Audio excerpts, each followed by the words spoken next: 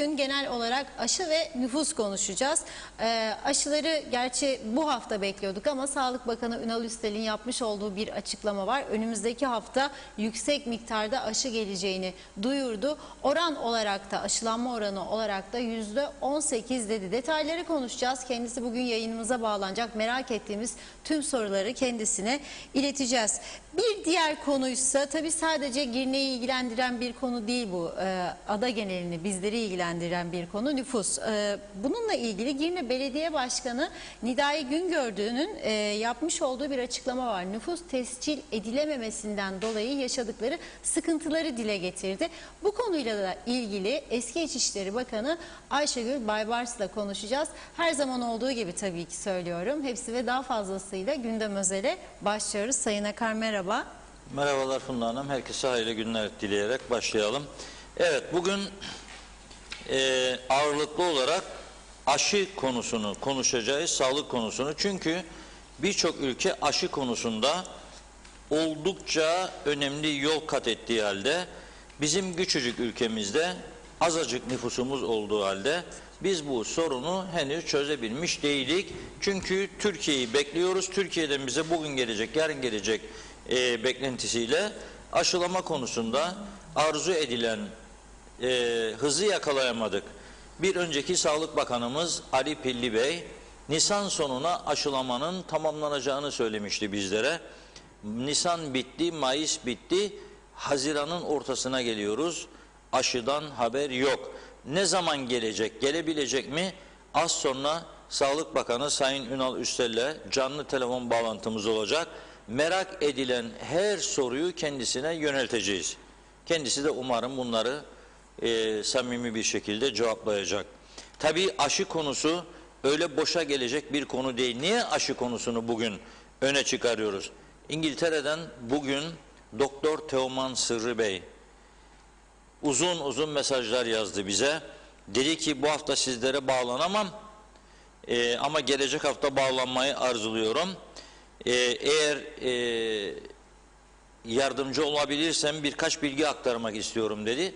Buyurun aktarın dedik. Bu antijen testi üzerinde durdu. Reşat Bey dedi, sizin televizyon ve sizin bu programınız çok fazla izleniyor. Çok etkileyici, çok inandırıcı. Size güven var ve etkili olduğunu da ben uzaktan izliyorum, anlıyorum diyor. Size bağlandığım zaman antijen testinin önemini vurgulamıştım. PCR yerine insanlar buna yönelsin. Hem daha hızlı sonuç veriyor hem daha ucuz maliyetli oluyor. Bunun üzerine aradan birkaç gün geçtikten sonra Sağlık Bakanlığımız dün bir açıklama yapmıştı. Antijen testleri anlaşmalı özel laboratuvarlarda tamamen ücretsiz yapılacak. Bu da güneye geçmek isteyen vatandaşlarımız için büyük bir avantaj olarak kabul edilebilir. Aslında sadece güney değil, yurt dışına seyahat edeceğimizde de bazı ülkeler biliyorsunuz antijen testi de istiyor veya PCR istiyor. Ona da bir kolaylık, masraftan kurtarmış oldu halkı. Tabii biz bu internet sitesine ulaşır mıyız, ulaşmaz mıyız? Dün denediğimizde ulaşamadık. Bugün ulaşıldığını öğrendik, mutlu olduk. Sağlık Bakanlığı yetkilileri uyarıları dikkate aldı. Bugün internet sitesinde arzu eden vatandaşların antijen testi için Sağlık Bakanlığı, KKTC Sağlık Bakanlığı sitesine online başvuru bölümünü tıkladıktan sonra antijen randevusu karşınıza çıkıyor diyorlar ve oradan bağlantıyı kurup randevuyu alabiliyorsunuz. Size sundukları özel laboratuvara gidip testinizi yaptırıyorsunuz. Parasını da devlet ödüyor. Siz bir şey ödemiyorsunuz. Hiç olmazsa bir masraf gündemden çıkmış oldu. Fakat yine de her şeye rağmen kendimizi korumak zorundayız.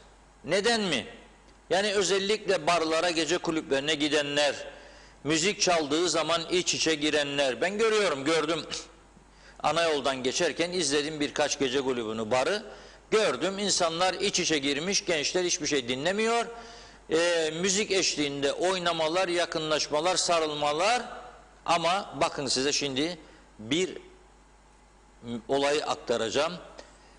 Hem üzücü hem düşündürücü. Bunu dinledikten sonra inşallah herkes kendi tedbirini alır korur. Bu arada şunu da söyleyeyim. Bazı kafelere çevre dairesi müzik izni veriyor. Mesela insanların yaşadığı, yoğun olarak yaşadığı bölgelerde ne oluyor bu defa? 11'de olsa müzik sesi kontrol edecek bir ekipmanı da yok Çevre Bakanlığı'nın veya diğer kurumların. Dolayısıyla ne oluyor? Müzik sesi yükseldiği zaman o bölgedeki insanlar ta ki müzik dursun uyuyamıyor. Eğer izin veriyorsanız ey çevre dairesi yetkilileri bunun da ayarına bakacaksınız, kontrolünü yapacaksınız. Eğer izin verdiğiniz yerin üstünde aileler kalıyorsa buna hakkınız yoktur. Yoktur. Herkesi tedirgin etmez. Zaten insanlar tedirgin olmuş vaziyette. İnsanların çoğu umutsuzluğa düşmüş. Yarının ne olacağını bilmeden yaşıyor. Buna dikkat edelim ne olur. Eski dönemlerde değiliz. Yani biraz ders çıkarmamız lazımdı ya bu süreçte. Bütün dünya ders çıkardı. Bir tek Kıbrıs Türk toplumu ders çıkarmadı. Öyle görüyorum ben. Yani hiçbir kurala uymuyor insanlar. Hijyen yok, mesafe yok, maske yok. Arabalar son sürat gidiyor. Ehliyetsiz, ruhsatsız. İçiyor, basıyor, gaza gidiyor. Vuruyor, deviriyor, ediyor. Uyuşturucu ticareti başını almış gidiyor. Kontrol yok, yeterli polis sayısı yeterli değil. Önlenemiyor. İnsanlar bakıyor burası sorumsuz, bakıyor burada sonuç yok, bakıyor burada devlet yetersiz. Ne yapıyor? Köpeğe bile tecavüz ediyor. O konuya da geleceğim. Bugün yeni gelişmeler var. O konularda sizleri aydınlatmamız lazım. Neler oluyor? Peşini bırakmayacağız bu olayların. Şimdi Sanayi Holding'in eski genel müdürlerinden çok değerli bir insan. Gençlik yıllarında çok iyi tahsil yapmış Orta Doğu Üniversitesi'nde. Şimdi Orta Doğu'yu kazanan var mı? Kuzey Kıbrıs'ta. No. Çünkü eğitim sistemi, çok üniversitemiz oldu ya, eğitim kültür alanında patladık ya, ama Orta Doğu'yu kazanan biri yok ha. Çünkü liselerimiz falan dökülüyor. Parası olan ödeyebilenler özele gidiyor, biraz daha iyi sonuçlar, ama devlet okullarına gidenler no chance. Bitmiştir eğitim. Nasıl olsa bir dayısı, bir amcası var herkesin, bir işçiye koyacak kendini. Bugün bilmem ne amcası, yarın o bir amcası. Bugün turuncu renkli partideki arkadaşı, dostu, yarın yeşil renkteki arkadaşı, dostu. Ne fark eder? Ne derdi var ananın babanın da özel okulla sonra da çocuğu Orta Doğu'ymuş, Boğaziçi'ymiş, Oxford'muş, Harvard'mış. Ne gerek var ya? O da okusa aynı yere girecek. Bu da hatta tam tersi. Hatta tam tersi. Hatta tam tersi. Çok iyi eğitimler görenleri altta eziyorlar. Yukarılarına buradan istediklerini koyuyorlar rozete göre. Rozete göre. Söylerim ya, bir gün bir deli dumrul çıksa da bu ülkeyi yönetse hep bunların hesabını sorması lazım değil mi? Böyle inletmesi lazım değil mi bunları? Ne hakkına sen aldın da partilindir diye getirdin da ezdiriyorsun altta çok daha iyi eğitilmişleri partisizdir diye. Olmaz ben partili ya. İstemiyorum hiçbir partiyi. Sen beni mecbur edebilir misin?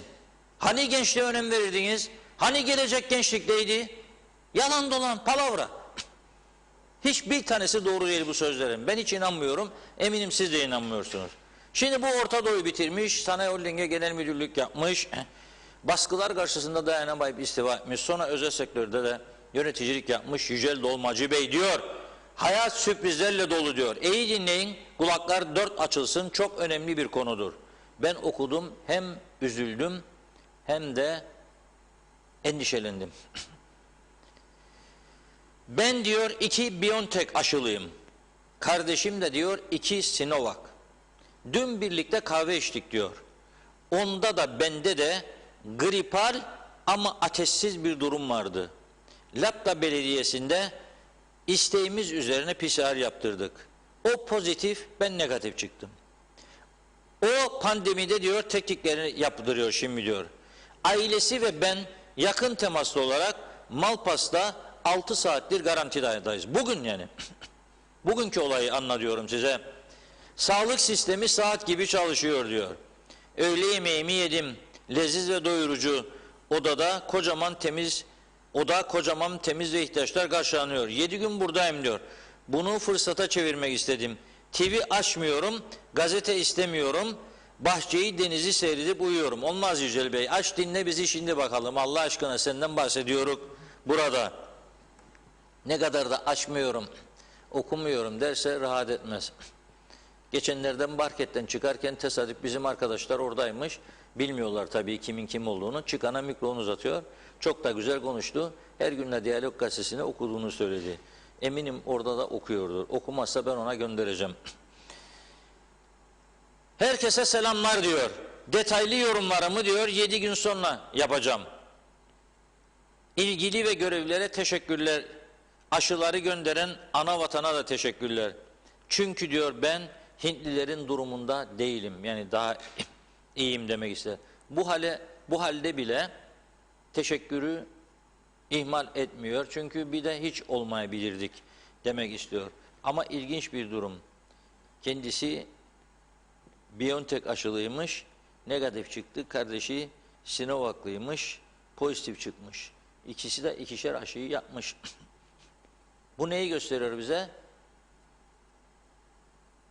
Mesafe ve hijyen devam. Kurallar devam etmeli. Var mı? Yoktur. Marketlerin çoğundan maskesiz adamlar dolaşıyor gene. Market sahipleri de bıraktı artık kontrolü. Kapıda hijyen kesinlikle vermiyorlar. Eldiven hiç yok. Hiç yok. Ama ben güneye de geçiyorum. Kapılar açıldıktan sonra geçtim. 2 kez. Daha da geçeceğim. Kontrol de yapıyorum. Fiyatlara da bakıyorum. Oraya buraya da giriyorum. Bir tane maskesiz adam görmedim. Bir tane kırmızı ışıkta geçen araç görmüyorum. Tekrar ediyorum. Kırmızı ışıkta geçen bir tane araç görmüyorum. Onlar çoğu trafik ışıklarının üzerine kamera yerleştirdiler. Avrupa usulü. Kırmızıda geçersen tak seni çeker. 1 hafta 10 gün içinde de ceza evine gelir adresine. Çünkü araç plakasından senin kim olduğunu bulurlar. Adresinde bulunamadığında geri iade et der gene bulurlar. Radarlara yüklerler. Onlar seni yolda giderken bulur, çeker bir kenara. Hiç kurtuluşun yoktur. Neden biz Avrupalılar, Avrupalı olmak isteyen Kıbrıslı Türkler, neden biz kırmızıda geçiyoruz acaba? Ve bakıyorum, bugün hiç abartma yok, arayola çıkış için bekliyorum. Arayoldan ana yola çıkacağım, özür dilerim. Lefkoşa'nın dere boyu. Ne oluyor biliyor musunuz? Genç, saçları da arkadan bağlı bir arkadaşımız, yüzünden baktım hatırladım o Avrupa eylemlerine katılanlardan tanınmış bir yüz. Yola çıkış için izin istiyorum. Tam basıyor gaza. Tabii beni görmüyor, kim olduğumu bilmiyor. Belki sevmez biri diyeceksiniz de sevmiyor diye. Falan öyle bir şey yok. Bakmıyor bile. Gaza daha fazla basıyor. Kazanacağı 1 saniyedir ya da 2 saniye. O Avrupalı bayrağı taşıyan arkadaşım, ah o günleri 4 gözle bekliyorum. Sizi başka kimse adam edemez. O yandaki kurallar burada da uygulanırsa sizi kimse adam edemez. O yanısının Cumhurbaşkanı pasaport iskandalına avukatlık bürosu karıştı diye yargılanıyor, savcı tarafından sorgulanıyor. Oranın Cumhurbaşkanı sorgulanırken meclis başkanı görevinden istifa ediyor, milletvekilliğinden de istifa ediyor. Oranın en solcu, en keskin milletvekili de istifa ediyor. Yolsuzluk iddiasına adı karıştı diye. Sizi de göreceğim. İstiyorum ve dua ediyorum olsun bu iş. Başka türlü düzelmeyecek görüyorum. Herkes herkese tavır içinde. Herkes herkese bir şeyler yapmaya çalışıyor. Herkes herkesin hakkında şüpheci, iftiracı bir şeyler oluyor. Bir şeyler oluyor. Bu 13, 14, 15 aylık pandemi süreci beyinlerde farklı etkiler yarattı diye düşünüyorum. Olmaz çünkü bu kadar değişemez insanlar. Sabah seninle dans eder, akşam başka yerde senin üstüne yürür, saldırır. Nasıl bir niyet bu? Nasıl bir değişim bu? Bu nedir? Devlet korkusu yoktur. Bu nedir? Düzen yoktur. Düzensizlikler, yasa dışı olanlar üst tarafı yönetiyor da onun için. Yasa dışı olanlar üstü yönetiyor da onun için bu ülke böyle oldu. Var mı sesini çıkaracak? Var mı bunu düzeltebileceğini söyleyecek ve düzeltmeyi yapacak, gerçekleştirecek bir güç var mıdır? Hani nerede bunlar? Ben göremiyorum bir vatandaş olarak. Varsa birisi söylesin. Yoktur. Yoktur. Bazı arkadaşlar da bana diyor ki biz ilk aşıyı yaptırdık, 4 ay geçti, benim 2 ayım kaldı diyor. 2 ay, 6 aysa tesiri diyor. 2 ay sonra ben nerede bulacağım? Daha ötekiler biri yapmadı.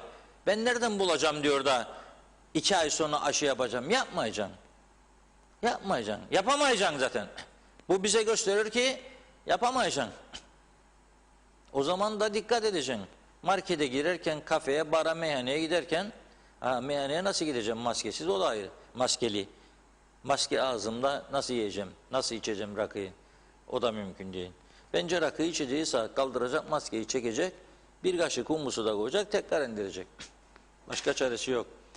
Bülent Dizdarlı, Lefkoşa Devlet Hastanesi'nin eski baş doktoru. O da diyor ki aşılanmada yeni trende olsun, hazır olalım. Hangi yeni trendten bahseden doktorum acaba? Her şeyden bir hayır doğar derler. Oxford AstraZeneca aşısı hakkında çıkan spekülatif haberler birçok otoriteyi başka bilimsel araştırmalara itti.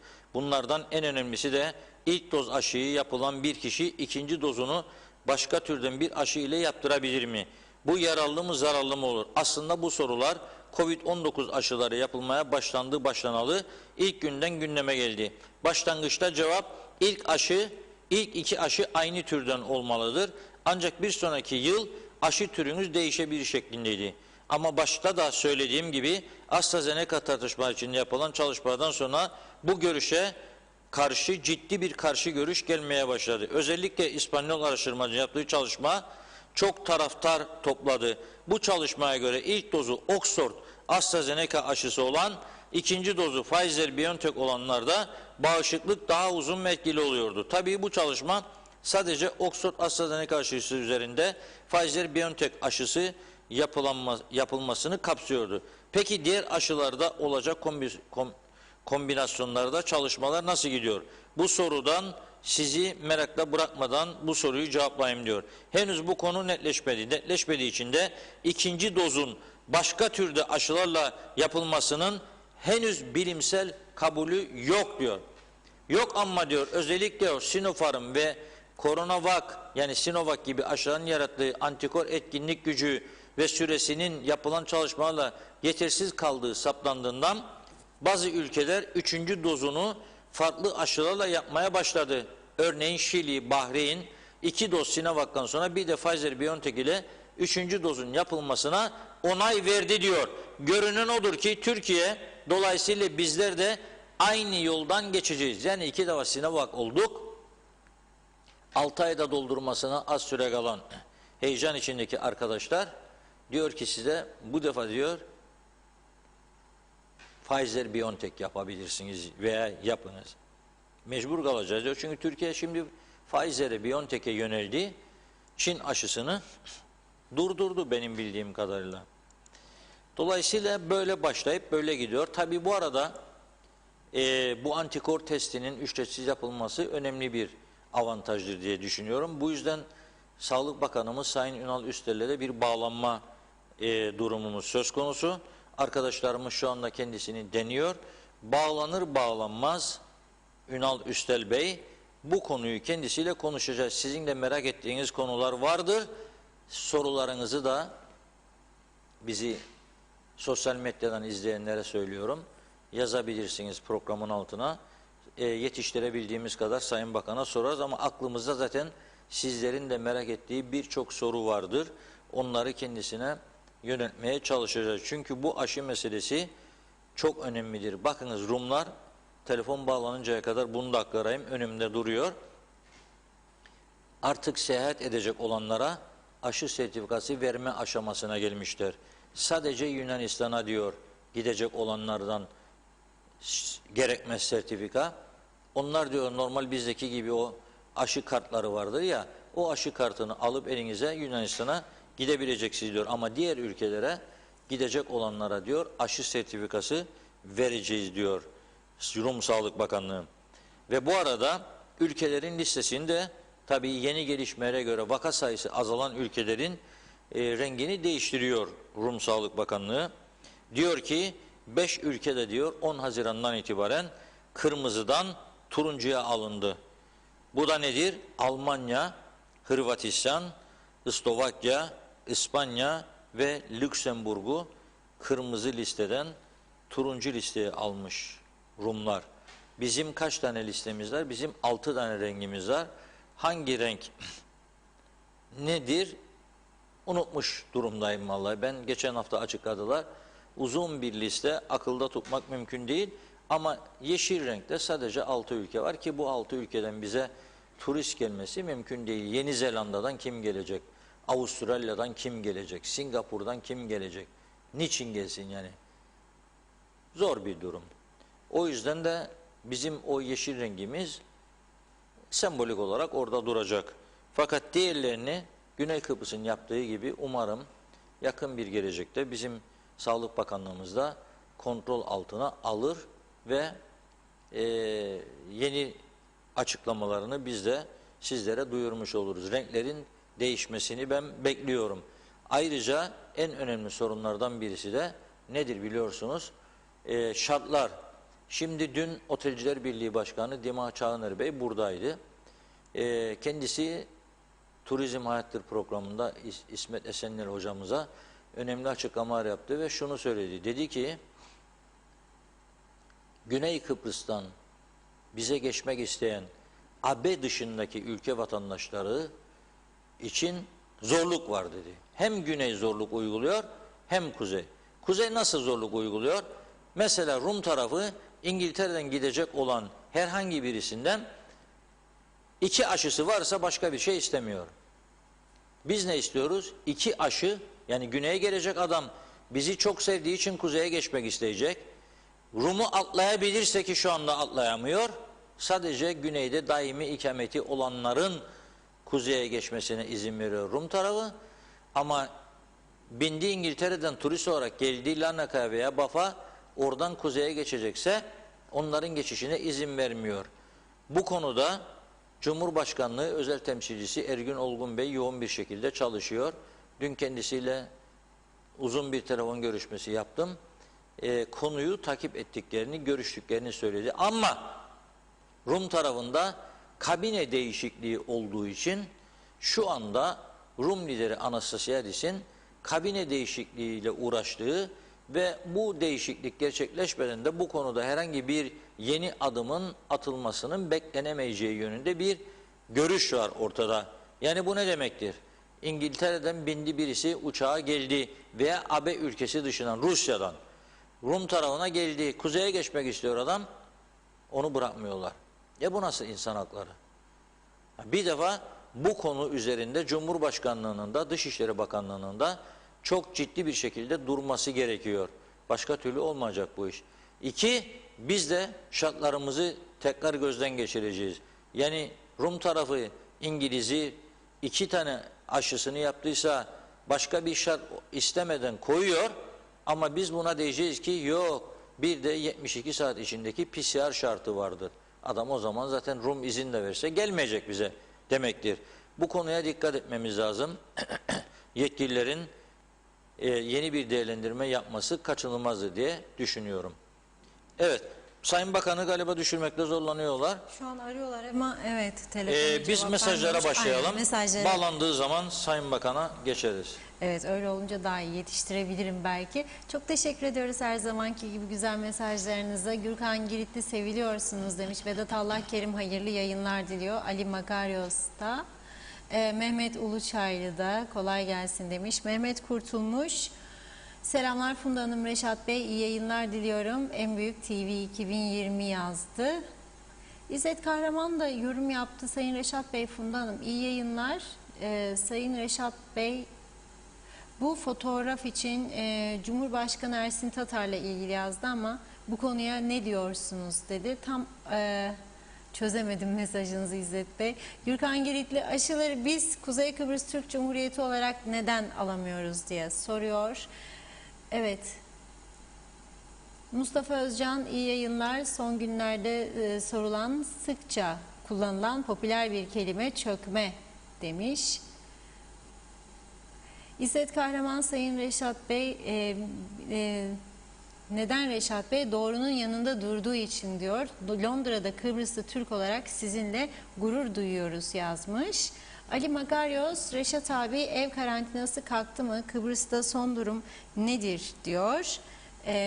Bizleri bu konuda bilgilendirebilir misiniz? Bu sene oraya gelelim mi gelmeyelim mi? Bu konuda ne dersiniz demiş. Tabii burada ikamet gösterdiğiniz takdirde ev karantinası devam. Sayar Aker, hukukun boyun eğmemesi için mücadele veren TV 2020'ye teşekkürler. Kritik yorumlarınız için halka can veriyorsunuz. Hükümet sessiz yaz uykusuna daldı kaldı demiş. Evet, Erdinç Akün de iyi yayınlar diliyor. Mehmet Akın'ın da sorusu, bu yıl 13. maaşlar verilecek mi? Zeka Üçer, hoş vakitler, iyi yayınlar, kolay gelsin demiş. Londra'dan yazıyor bize, çok teşekkür ediyoruz. Evet, İzzet Kahraman, Sayın Reşat Bey, esas biz mücadeleye yıl 1955'ten bu yana başladık. Bizim atalarımız mücadele etmediler bu olaylar olsun diye yazmış. Mehmet Akın, vatandaşlık için neden yardımcı olmuyorlar diyor. Gereksiz bir sürü prosedüre neden ihtiyaç var yazmış, vatandaşlık vermemek için mi diyor. Mehmet İnancı, selam Reşat Bey, ülkemiz iki bilinmeyenli denkleme dönüştü. Bu denklemin çözülmesi sanırım asırlar sürecek. Çok üzgünüm yazmış. Necdet Mavi Gözlü, Birleşik Afrika Pakistan Cumhuriyeti'nden hayırlı günler diliyor. Aşı konusundan sıkıldım yazmış. Başka diğer konulara da değiniyoruz biliyorsunuz Necdet Bey. Bekir Elmazoğlu, Reşat Bey, ben de öyle dedim. Partiye değil, dürüstlüğe, adamlığa önem verdim ama partililerin diyeyim ben, kötülüklerinden hiç kurtulamadım yazmış. Yasemin Durmaz, kapalı devre çalışan otellerde hala personeller 10 gün, 15 gün çalışmaya devam ediyor. Zaten 1,5 yıldır maaş alamayan turizm personeli yine açlığa mahkum edilmeye devam ediliyor. Asgari ücretin ne kadar olduğunu unuttu turizm sektörü demiş Yasemin Hanım. Abdülkadir Kösedağ, Reşat Bey diyor, o da aşı tamamen Siyonizmin para kazanma yöntemidir demiş. Hiçbir faydası da yoktur diyor, eleştiriyor. Evet, Mehmet İnancı, kurallara uymayan cezasını çeksin. Ben 2 aşılı, ülkeme gelemiyorum. Benim gibi yüzlerce insan. Neymiş? PCR'la. Doktor Teoman defalarca söyledi, bu PCR'lar güvensizdir diye. Demek ki yönetenler Londra'dan birinin gelmesini istemiyor demektir yazmış. Evet, Hazır, bu arada Sayın Bakan bağlantımız hattımızda. hazırmış. Evet. Ünal Bey, merhabalar. Merhabalar, iyi yayınlar diliyorum. Selamlar Sayın Bakanım. Aleykümselam, nasılsınız? İyi vallahi, çok şükür. Evet, Sizde gözlerimiz, kulağımız sizde. Sağlık Evet. Bakanlığı, zannederim son 100 yılda Sağlık Bakanlıkları dünyanın en önemli bakanlığı oldu. Siz de tabii geldiğiniz, bu kadar sorun vardır. Baş etmek kolay değildir, bunu da biliyorum. Dilerseniz bugün aşılarla başlayalım. Biraz önce ben programın başında, siz izleyebildiğiniz bilmiyorum, Yücel Dolmacı Bey'in bir paylaşımını aktardım. Kendisi 2 defa Pfizer olmuş, kardeşi de Sinovac. Buna rağmen gripal durumdan sonra test yapmışlar. Bugün birisi pozitif, birisi negatif çıkmış.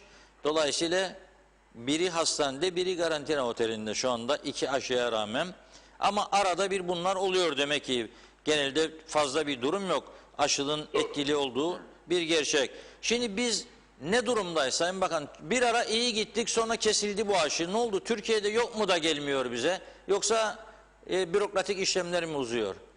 şimdi bakın biz önce aşı bilgi sistemini devreye koyduktan sonra tabii 3 tane datayı birleştirdik. Dolayısıyla bir takım teknik sıkıntılar da yaşadık.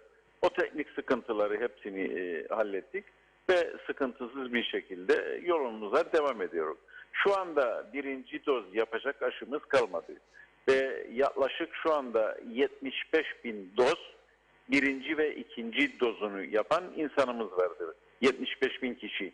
Dolayısıyla yaklaşık 68 bin kişi de ikinci dozlarını yaptılar ve ikinci dozunu beklerler ve yapılmaktadır. İkinci doz için aşılarımız hepsi mevcuttur. Onların günleri geldik sonra ileriki günlerimizde de ikinci dozlarını tamamlayıplar. Yaklaşık 150 bin kişimizi de ülkemizde aşılamış olacak. Bu doğrultuda çalışmalar yaparken biz bunu anavatanımız Türkiye Cumhuriyeti ile de devamlı istişare içerisindeyiz. Ve bu istişare içerisinde aşımız geliyor. Biz önce bu birinci ve ikinci dozları bitirdik. Sonra da ikinci dozları bekleyen insanlarımızı sıraya koyduk. Ve bu doğrultuda da çalışmalarımızı yapıyoruz. Yani aşı sıkıntımız yoktu. Anavatanımız Türkiye Cumhuriyeti hemen imdadımıza yetişti. Ve aşı bugün geliyor. Bugün yaklaşık 50 bin aşı elimize gelecek.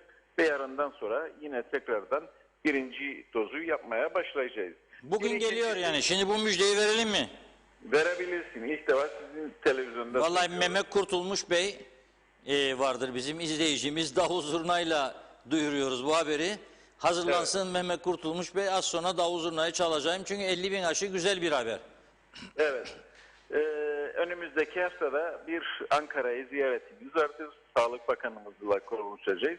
Ve bu aşının gelişini bir programa bağlayacağız. Ki sürekli bir şekilde toplumun %50'sini en azından aşılamış olalım. Ve bu %50'sini aşıladıktan sonra daha güzel dışa açılımlar yaparaktan hem toplumun sağlığını bir noktaya getirdiğimiz için toplumun sağlığını riske atmadan dış ülkelere de artık Temmuz ayının içinde hedefliyoruz ki çift PCR'la insanlarımızı ülkemizde misafir edebilelim, konaklatabilelim. Yani 72 saatlik PCR testleriyle ülkemize getirebilelim gibi bir hedefimiz vardır. O doğrultuda da önümüzdeki hafta bir Ankara ziyaretimiz vardır. Ve bu Ankara ziyaretimizde bütün bunları planlayacağız. Bir de bunların yanında şunu söylemek istiyorum. Artık dünya bunları QR kodlarıyla kontrollerini yapıyorlar. Ve özellikle hava ve deniz giriş kapılarında QR kodlarını gelen misafirler okutarak bunların aşı ne durumda, PCR'ları ne durumda, hastalık geçirdi mi ne durumda, hiç gelen yolcu beklemeden bu kodu okutaraktan içeriye geçebilir. Ve sonra da bunu takibini siz kendiniz yapabiliyorsunuz. Dolayısıyla bu konularda da bir çalışma yaptık ve uzun müddet bu çalışmayı yaptıktan sonra bugün o çalışmayı bitirdik. Önümüzdeki hafta anavatanımız Türkiye Cumhuriyeti'ne de gidip onlarla da bunları paylaşacağız. Ve istediğimiz şu, anavatanımız Türkiye Cumhuriyeti ile bu sistemi entegre yapacağız.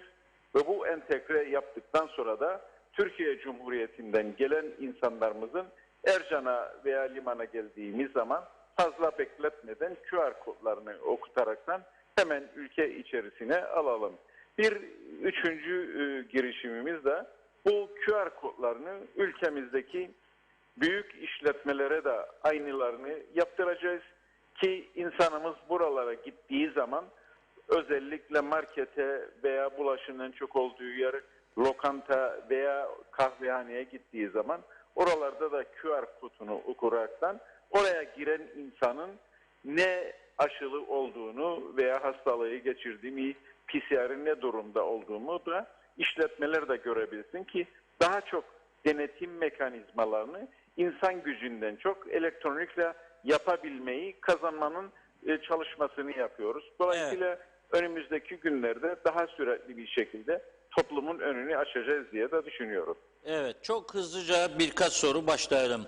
Kısa gidelim. Bu gelecek olan bugünkü 50 bin doz aşı Sinovac Çin mi yoksa Pfizer mi? Sinovac diyor. Sinovac aşısı geliyor. Evet. Demek ki buna devam edeceğiz. İkincisi bu Sinovac aşısı yaptıranlara 6 aydır tesiri falan filan demişlerdi. Böyle bir duyum var mı? Böyle bir gelişme var mı? Çünkü daha birinci dozu yapmayanlar var iken 2 dozu yaptık da 6 ay doluyor, 1 ay sonra, 1,5 ay sonra bazılarının, ne olacak bu iş?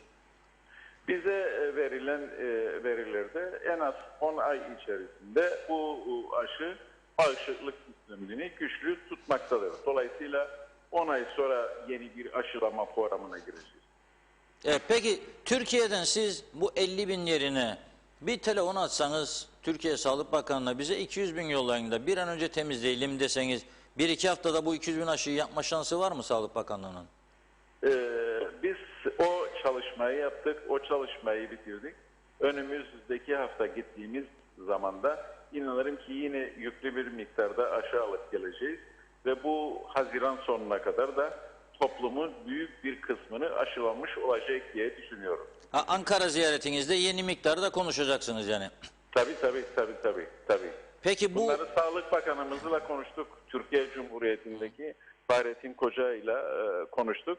Ve bütün bunları gittiğimiz zaman orada görüşmelerimizde bu konuların önünü açmış olacağız.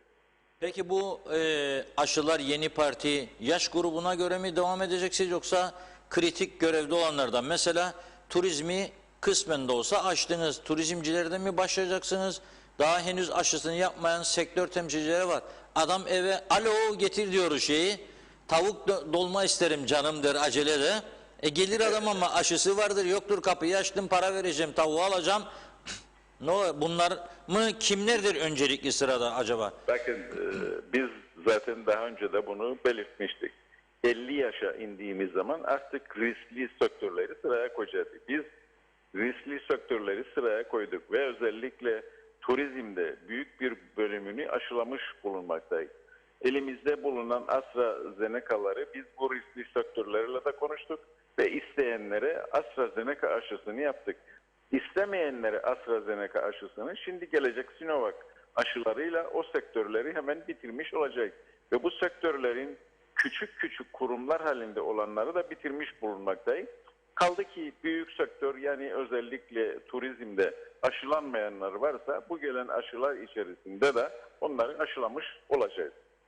Şimdi siz bu güvenceyi aldınız ama daha önce de işte bir haftaya geliyor, 2 hafta sonra önümüzdeki hafta burada diye açıklamalar oldu. Fakat bu aşılar gelmemişti. Ben de bugün bu programa gelirken 200 bin aşı için mali durumu para garantisi aldım 3-5 tüccardan. Ne yapayım? Paraları bırakayım mı almayayım mı adamlardan? Gelecek mi? Vallahi parayla getirebilsek daha kolay olacaktı ama maalesef parayla getiremiyoruz. Dolayısıyla biz ana vatanımız Türkiye Cumhuriyeti'ne ne kadar teşekkür etsek bu konuda azdır. Çünkü hemen Türkiye Cumhuriyeti'ne aşı geldi. Bir uçak dolusu aşıyı bize gönderiyorlar ki yaklaşık 50 bin aşıyı aldı. Önümüzdeki hafta ziyaretimizden sonra da daha bol miktarda o 200 bin aşıyı yakalayacak rakamı da ulaşmış olacak diye düşünüyorum. Evet. Aşı konusunu o zaman böyle geçelim. Gelelim antikor testi. Dün açıklama yaptınız. Dediniz ki antijen testi, özür dilerim. Ücretsiz olacak. Kaç tane laboratuvar var? Lefkoşa'da mı bunlar yoksa ada genelinde mi? Şimdi bunları biz ada genelinde başlattık. Her isteyen laboratuvara bu şansı verdik. Bizim kontrolümüzde hem Lefkoşa'da hem Magosa'da hem İskele'de hem Girne'de hem de Güzelyurt'ta bu antijen testlerini başlattık. Hatta Metehan sınır kapısında da antijen testi yapıyoruz. Öyle mi? Diğer giriş kapısında da antijen testini başlanmış bulunmaktayız. Metehan'da mı? Metehan'da da yapıyoruz. O an netice alabilir miyiz yoksa beklemek mi lazım? Tabii 15 dakikada neticeyi alırsınız. O zaman ben yarın Güney Kıbrıs'a biz PCR'ım bitiyor Sayın Bakanım. Çok güzel oldu bu iş. Kapıya gittim ve dediğimde bana yapın bu testi. Yaparlar, kağıdımı verirler değil mi orada? Evet, oradan verilir. Kağıdımı da. Güzel. Demek ki ofis çalışıyor orada. Evet. Sizin internet sitesi çalışıyor mu? Evinden otururken randevu alacak. Hangi laboratuvara gideceğini öğrenecek. Bu internet sitesi çalışıyor mu? Vatandaşlar buradan giriş yapabilir. İnternet sitesinde bir teknik arıza olmuştu. Bugün o teknik arızayı arkadaşlar giderdi ve çalışmaya başlattılar. Bunu nasıl girecekler vatandaşlar? KKTC Sağlık Bakanlığı diye Google, öyle mi? Evet. Siteye evet. girdiğinde online hizmetler bölümü var, onu tıklayacak. Online hizmetler bölümlerinde zaten karşınıza Ondan çıkacak. sonra antijen testi çıkacak. Onu tıklayacaklar ve başvurularını yapacaklar, öyle mi? Evet, evet, evet. Ve kendisine hangi laboratuvara gideceğini sistem belirtecek. Sistem yönlendirecek. O doğrultuda gidip o laboratuvara antijen testini yapmış olacak. Şimdi Ve benim... uzun süre beklemeden kısa bir sürede neticesini almış olacak. Evet. Şimdi çok sayıda vatandaşımız, izleyicimiz de var, bizi sevenler.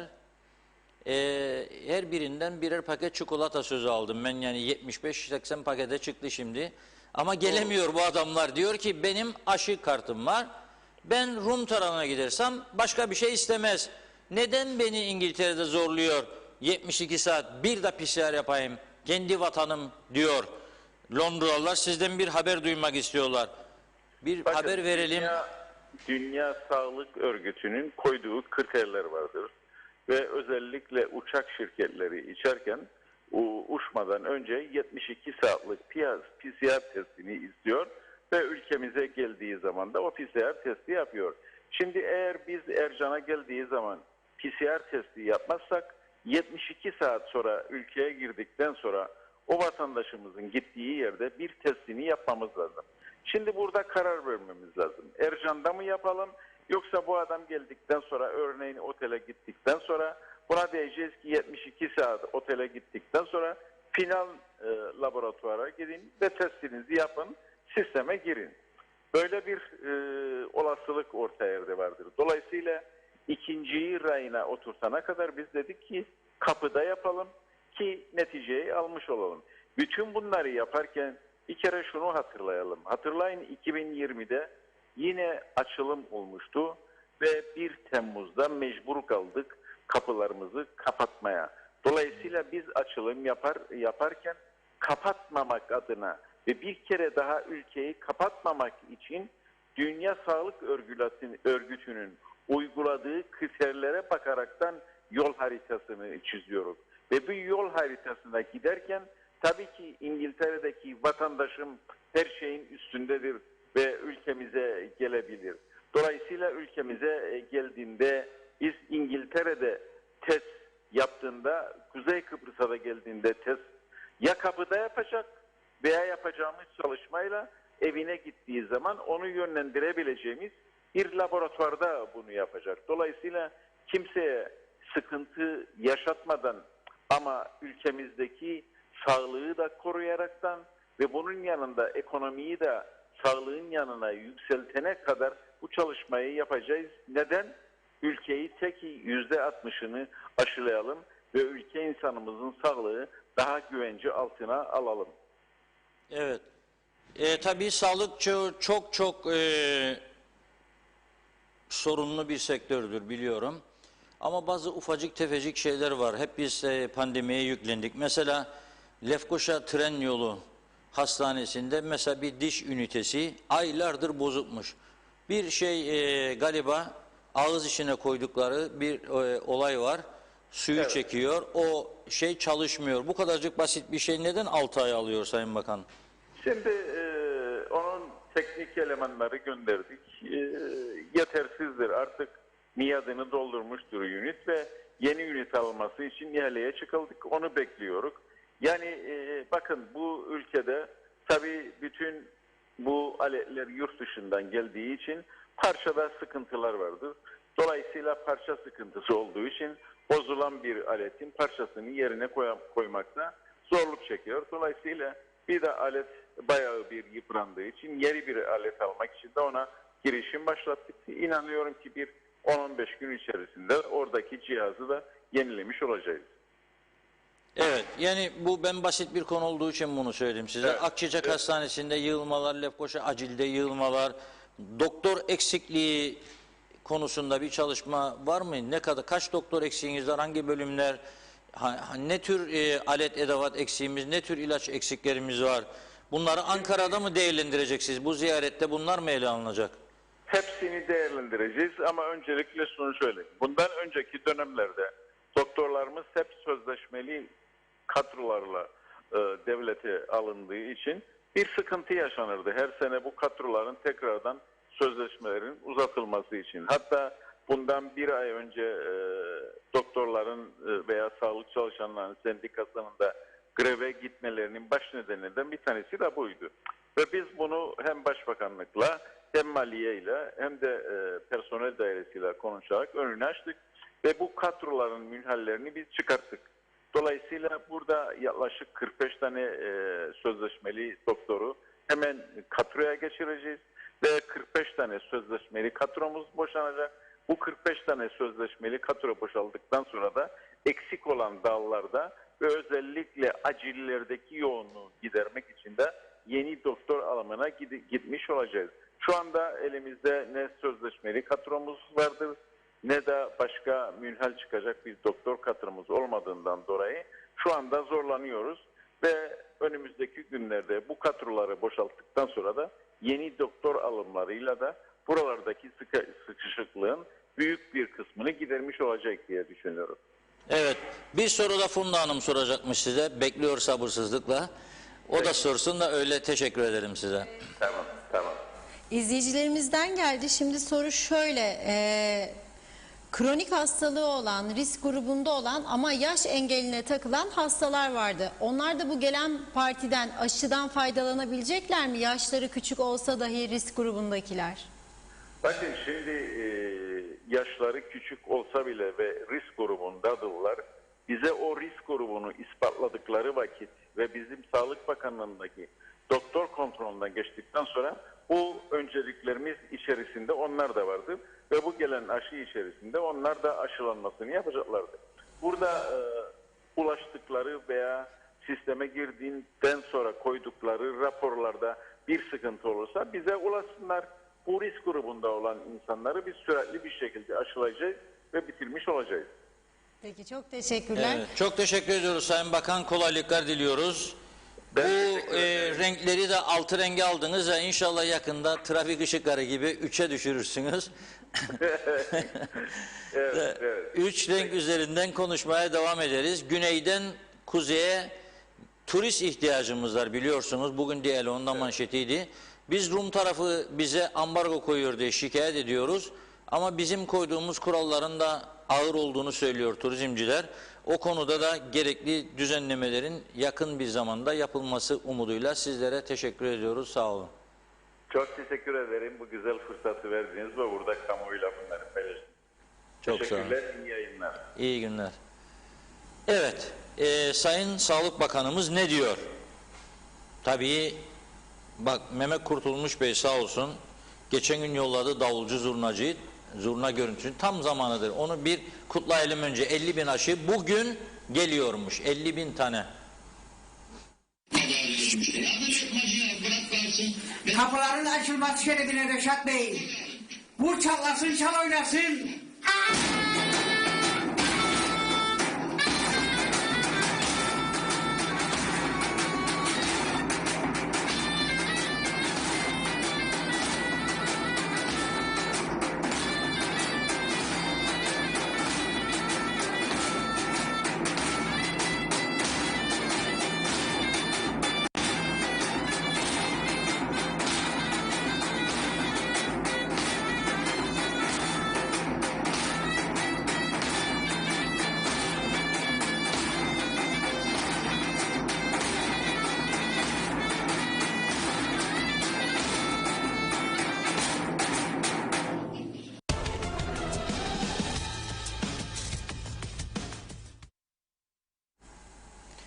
Evet, çok teşekkür ediyoruz Mehmet Bey. Bu davul zurnalı karşılama havası, düğün havasıyla kapıların açılmasını kutlamıştık. Şimdi düğün havasıyla aşıların gelişini kutluyoruz. Maalesef bizim için ufak bir olay bile böyle büyük bir mutluluk oluyor. Çünkü ihtiyaçlıyız. Elimiz, avucumuz açık, gözümüz ufuklarda. Ankara'dan gelecek uçağı bekliyoruz. Türkiye'ye teşekkür ediyoruz. Her olayda yanımızda. Ama biraz zaman aldı bu aşıların gelişi. Bundan sonraki süreçte hızlanması dileğine bu konuda gerekli Sağlık Bakanlığı'nın KKTC gerekse Türkiye Sağlık Bakanlığı'nın yapacağı çalışmalar büyük önem arz ediyor. Bundan sonraki süreçte hızlanma olursa aşılarda açılım da o kadar daha cesaretli olur diyerek sözü Funda Hanım'a Evet. veriyoruz. Mesajlar kaldığı yerden devam, çünkü yağıyor bugün. Mesaj Evet. yağıyor. İnanın kaldığım yeri dahi zor buldum ama zaten her zaman söylüyorum, belirli bir oranda görebiliyorum diye. Direkt hemen en üst tarafta Engin Sedat Tözü'nden başlamak durumundayım. Diğerleri maalesef kayboldu ekrandan. İyi yayınlar. Güzel söylüyorsunuz Reşat Bey ama düzeni yaratanlara da bir şey söyleyin. Gelen Türk, giden Türk. Bu politika bizi bu duruma getirdi. Kırmızıda geçen kesinlikle Kıbrıslı olamaz dedi. Mehmet Uluçaylı Long Beach iskele çemberinde çift yolda yaya geçidinde polis beni durdurdu. Geçenler Sayın Arıklı ve misafirleri. Hani yaya geçidinde hak yayalarındı diyor. Kemal Gözay iyi yayınlar diledi. Serpil Karaca lütfen hafta sonunda program yapın demiş. Oğuz Aynalı da kolay gelsin, başarılarınızın devamını dilerim diyor. Kerim Başkan iyi yayınlar. 8 PCR test saati 8-12 PCR test saati zaten zor yetişiyoruz. 12.30 demek istedi herhalde. Güneye geçen eziyet, kuzeyde eziyet. Sabah 6'da işe gidiyorum, 4'te geliyorum. Hangi arada PCR yaptıracağız? Avuç içi kadar adada eziyet, başka bir şey yok demiş. Cengiz Korkmazhan, Kuzey Kıbrıs'ta araba kullanmak giderek çok tehlikeli oluyor diyor. Tema Yavaş iyi yayınlar diledi. Mehmet Akın, Dima Çağıner'i de diyor, Ali Pilli'yi de sevmiyordum demiş. Hani Nisan'da bitiyordu aşı. Pilli Bey öyle söyledi. Dima Bey de turizm tesisleri kalifiyeli eleman bulamıyor. Her yer personel arıyor. Neden buradan o kadar personel mağdur olurken yardımcı olunmadı demiş. Türkiye'ye gidenlere şimdi bulsunlar da görelim, belki Avrupa Birliği'nden ya da Avrupa'dan getirirler diyor. Dima Çağıner iyi yayınlar dilemiş. Hıdır Kurnaz da iyi yayınlar diliyor. Vedat Özkan iyi yayınlar Reşat Bey. TC vatandaşına orada çifte vatandaşlık uygulaması var mı diye sordu. Mehmet Karşin de iyi yayınlar diliyor. Teşekkür ediyoruz. Kenan Dövme hayırlı yayınlar Ünal abi yazdı. Hasan Özverenoğlu Avustralya'dan selamlar. Selamlar efendim. Severek izlediğimiz program inşallah en kısa zamanda memleketimize sağlıklı bir şekilde tatilimizi yapmaya döneriz. Sevgiler diyor. Ahmet Yalınca saygılar bakanım, öncelikle iyi yayınlar dilerim demiş. Bazı ülkeler gri kategorisindedir. Ben kendi sorunumdan bahsetmek istiyorum. Benim kızım Suudi Arabistan'dan gelecek ancak bu ülke gri kategorisindeyken Rum tarafında yeşil. Bir an önce bir çözüm bulursanız sevinirim diyor. Tema Yavaş, İngiltere'den gelmemizi istemiyorlar Reşat Bey. Onun için yerimizde kalalım. Senin gibi kimse Londralıları düşünmüyor yazmış. Mehmet Uluçaylı, Sayın Bakan yayına hoş geldi diyor. Çalışmalarında başarılar dilerim. Erol Canseç, Reşat Bey Kuzey Kıbrıs olarak sınır kapılarını tamamen kaldırırsa ne olur sizce diye sordu. Hem güneyden kuzeye girişleri hem de özellikle kuzeyden güneye gidiş kontrollerini demiş. Hüseyin Koltan, Doğru Haber'in adresi, iyi yayınlar dilerim. İyi ki varsınız diyor. Biz de başvuru yaptık. İnşallah aşılar gelirse biz de aşımızı yaparız demiş. Şu an kaç yaş aşıları yapılıyor diye soruyor. Çok teşekkür ederiz. Rıfat Şengül Sarıbaş'ta hangi aşı geliyor acaba dedi. Sinovac geliyormuş. Bakanımız yanıtladı. İyi yayınlar, ev karantinası var mı girişte, hangi şartlar gerekiyor diye soruyor o da. Aycan Ünal da iyi yayınlar diliyor. Vedat Özkan, Alman BioNTech aşısı -80 derecede muhafaza ediliyor demiş. Belgin Rıfat eleştiriyor bakanı. Sağlık Bakanı hala da PCR testinden bahsediyor. Lütfen söyleyin, çift aşıdan sonra PCR testi istemenin bez takmak gibi bir şey olduğunu söyleyin lütfen demiş. Fatoş Ünalcıcı teşekkürler Türkiye'm yazdı. Hüseyin Koltan da çok teşekkür ederiz diyor Türkiye'ye aşılar için. Reşat Bey sevindirici bir haber diyor. İzzet Kahraman, Reşat Bey bir başka yazmış. Hatice Momini yayınlar. Bakıyorum Mustafa Özcan, biz de kaydolduk. Bakalım sistem geri dönecek mi diye soruyor. Belgin Rıfat da bakanı eleştiriyor yine mesajında. Şöyle toparlayayım. Türkiye'ye danışırsınız diyor. Özür dilerim demiş bakanım, sözüm yanlış size değil ama tüm hükümeti oluşturanlar ve mecliste olup da milletvekili maaşı alan herkesedir Diyor Hasan Nihat Erduran, aşı aşılananı korur. Bizi değil taşır bulaştırır. Yerli halka aşı şart.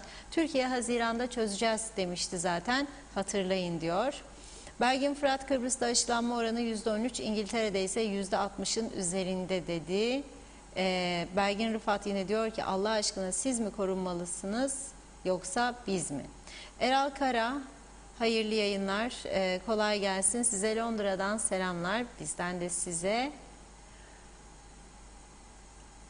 Evet, İsmet Ezel, iskelede laboratuvar yokmuş dedi. İzzet Kahraman,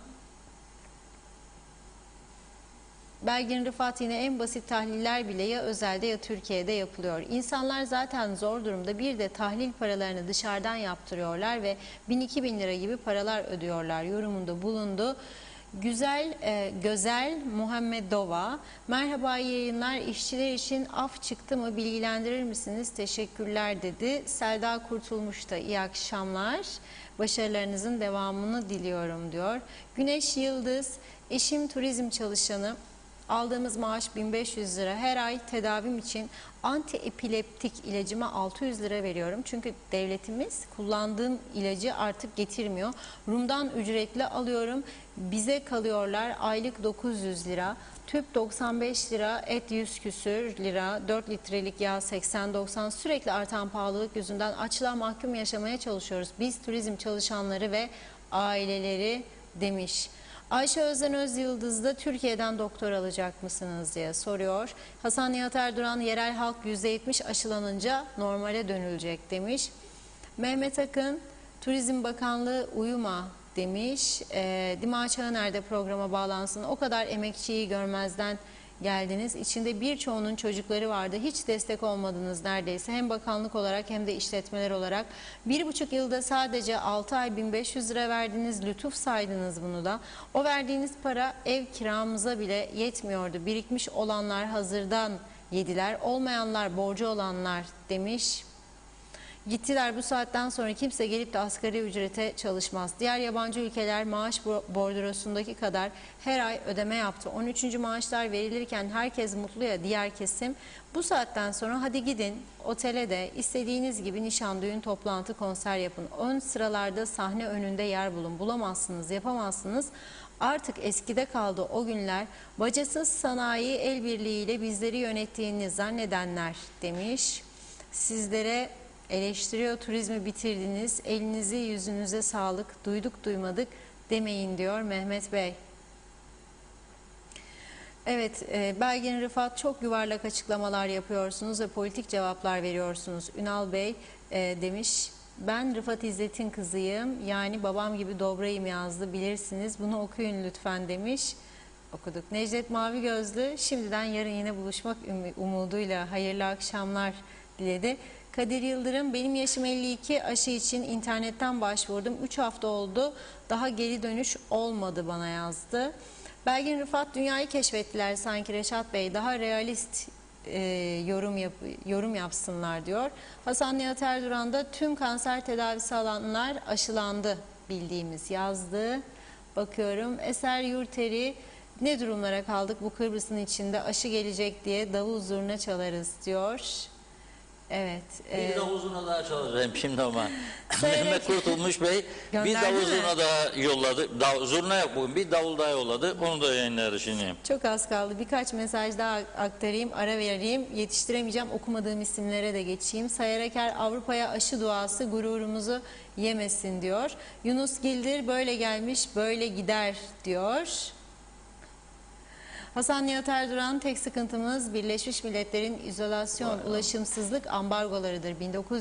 1975'te nüfusu transfer edenler, Birleşmiş Milletler bizi cami kapısında terk edilmiş çocuk gibi bıraktı. Protesto ederim, sesi çıkmayan pasiflerle beraber diyor. Nazime Nalbant da sevindirici haber için hadi hayırlısı olsun inşallah, her şey daha iyi olur. Halkımız da bu aşılardan olur, rahat ederler. Zurna ve davul için çok teşekkürler, beğendik demiş. Mehmet İnancı, Reşat Bey siz 200.000 aşı öneriyorsunuz ama devlet yanaşmıyor. Bu nasıl bir yönetim anlayışı diye sordu. Yaşar Sadıker, nazar değmesin size, çok güzel program yapıyorsunuz. Beğenerek izliyorum, kolay gelsin dedi. Bergin Rıfat, Ali Pilli Bey çok gayretli ve fedakar bir bakandı bence. Gayet de başarılıydı diyor. Harcandı demiş. Diğer bakanlarda olduğu gibi haksız yere harcandı. Haldun Franki, bütün İstanbul sizi başbakan olarak görmek istiyor. Yavaş yavaş hazırlığınızı yapın derim yazdı. Yasemin Durmaz, çift aşıyla ülkeye gelip tatil yapabileceklerini söyledi devlet. Fakat otellere gelen çift aşılı misafirleri bileklikle otele kapatıyorlar yine. Kapalı devre turizmden ne farkı var bu durumun? O zaman otele kapatılacaksa çift aşılı gelmelerine ne gerek var yazmış. Abey Hüseyin, Reşat Bey İngilizce'de güzel bir söz var.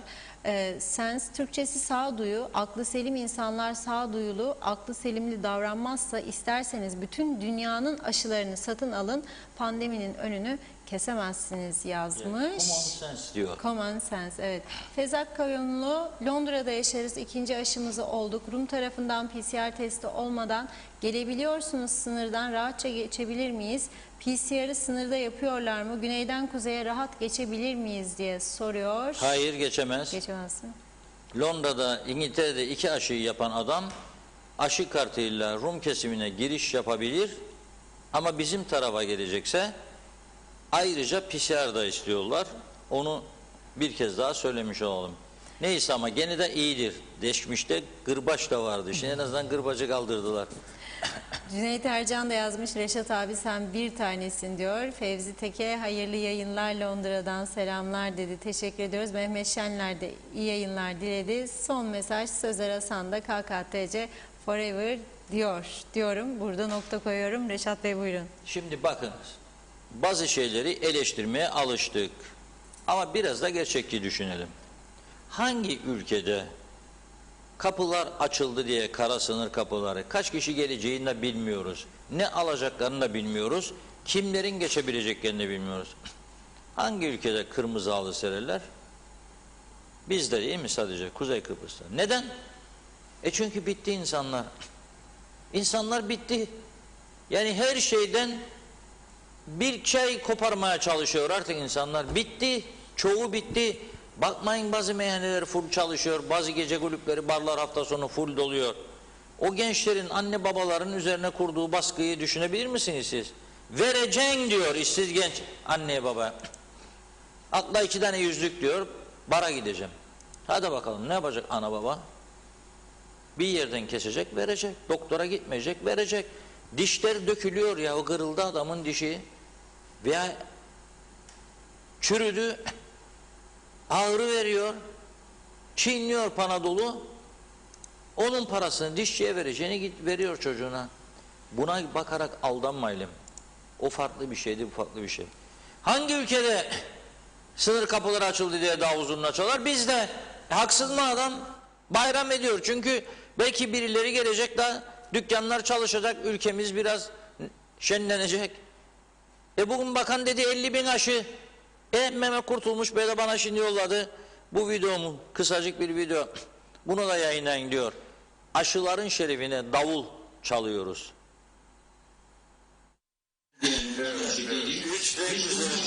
Aşıların şerefine Sayın Bakanım, Sayın Reşat Bey.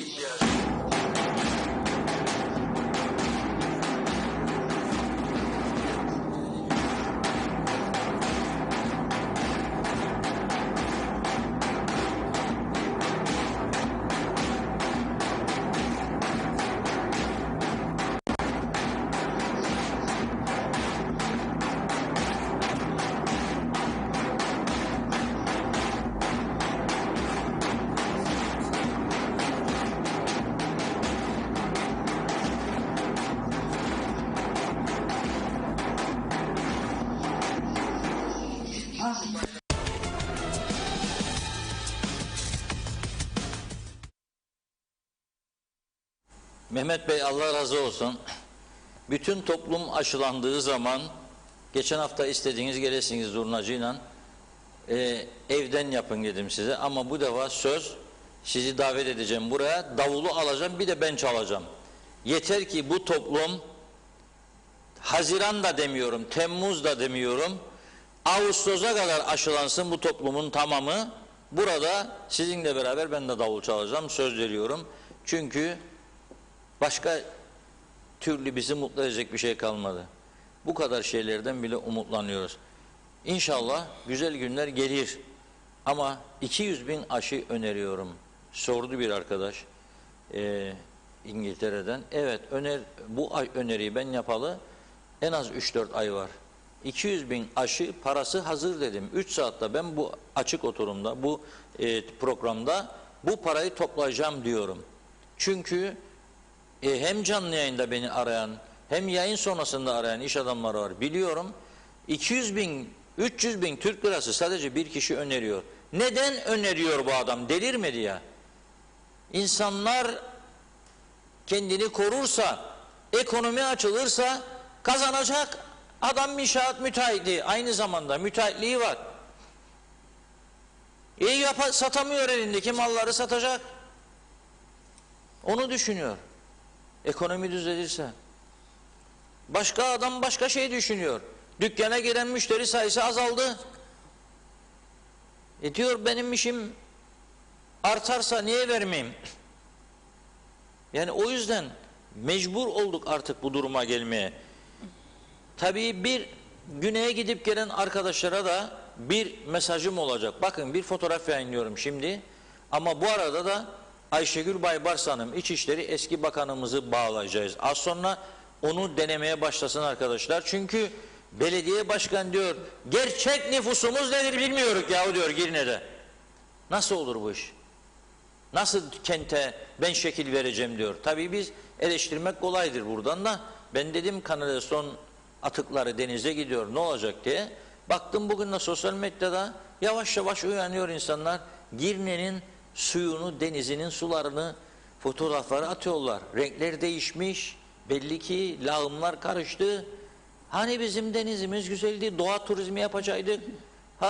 Hani doğa turizmi yapacaktık o hayalperest arkadaşlar? Neredesiniz yahu siz? Bu kadar zamandır bağırıyorum burada. 2 yıldır bağırıyorum. Girne'nin bütün atıkları 200.000 kişinin denize. Kimseniz çıkmadınız ortaya. Ne çevreciler, ne yeşilciler. Hiçbiri çıkmadı. Yalnız kaldım ben burada. Sağlıkçılar neredesiniz? Da bakan bir doktormuş. Senede 3 defamış televizyon programa çıkabilmiş. Kim dedi size bunu? Yoktur böyle bir kanun dünyada. Nereden doktor senede 3 daha çıkabilir? Yani ben çağıracağım buraya kulak boğaz buruncuyu anlatacak. Kulak boğaz burun hastalıklarını. Da sen bana diyeceksin ki senede 3 daha çıkarabilin kendini. Ne için? Nereden aldınız bu kanunu? Avrupa'dan. Sen ne zaman Avrupalı oldun da bana Avrupa'dan bahseden? Anlat bana bakalım Girne'nin durumunu anla diyorum. Mesela yok. Şimdi bir fotoğraf gösteriyorum ve Ayşegül Hanım'ı alıyoruz. Getirin o araba Güney Kıbrıs'tan çekilmiş araçlar gidiyor. 2 araç var. Rum polis barikatının önünde. Rum polis barikatının önünde. Bir tek fotoğraf gönderdim az önce. Rum polis barikatının önünde araç görünüyor 2 tane. Bir tanesi Vito tipi. Gelemiyor mu? Gelemiyormuş.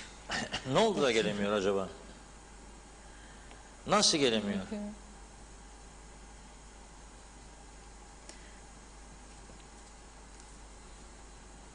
Bir daha gönderelim.